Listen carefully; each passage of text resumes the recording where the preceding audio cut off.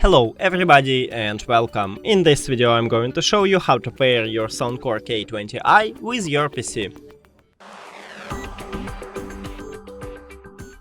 You have to start by press one time at the Windows button on your keyboard and then write Bluetooth. Now click Enter and right here click Add Bluetooth for other device. Bluetooth. Now open the charging case and remove your earbuds from the charging case.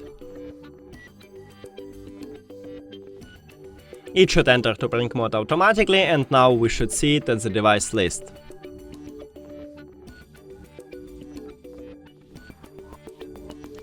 Click on it, and then click Done. We did it!